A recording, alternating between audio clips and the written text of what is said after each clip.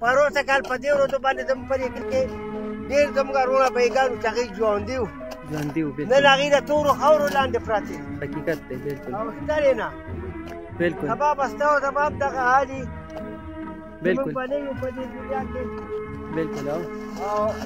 دا ځمکه او اسمان به موجود وي اوس زما له طرف نه دا خواست دی بالکل چې پنځه واړه وخته مونځ عالمانو سره کېناستل پاڅېدلو د عالمانو نه ذکر اذکار کولو دې کې به ستاسو خیر او برکت وي بالکل او ډېره برکتي میاشت ده د قرآن شریف تلاوت پکې وکړئ بالکل قرآن شریف ووایئ پوره زما عزتمندو مولوي صاحب سهار په مانده کې ویلو چې پیشپنې به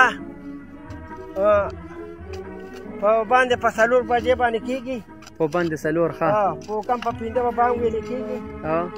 او تاسو وده کېږئ مه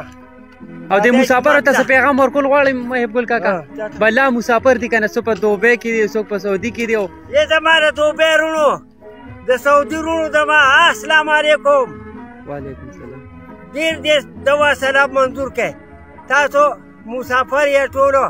الله پاک خپل وطن ته په خیر خیریت سره راوله او الله پاک هم د زړه مراد پوره کړه امین او خدای پاک هم کامیاب کړه امین ډېره او الله پاک ترې له ډېره ډېره درکړي امین او مونځ اودس کوئ دلته کې دا توقیر زموږ ورور راغلی دی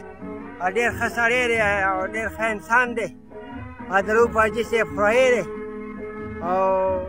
مونږ سره ګپ شپ هم لګوي ستاسو لپاره دې هم دواګانې کوي مونږ هم دواګانې کوو بالکل چې الله پاک هم کامیاب کړه امین او الله پاک خپل وطن ته بیا په خیر ډېره مهرباني محب ګل کاکا ډېره مهرباني بس کار مار کوه ته څه کوې اوس دا راته ووایه دا پولې اچوم دا پولې دی کې بینډۍ کړم ښه بینډۍ پکې کړې مسافر ورونو له پکې کوو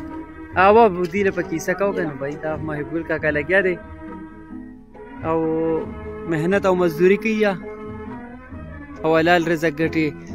نو ما وی چې وړه غونته ویډیو د سره شریکه کم بھائی جنت ګل هم راغی او سبا که خیر انشاءالله ولنۍ روژه ده نو بس خوشحاله اوسئ آباد اوسئ ډېره ډېره مهرباني د الله په امان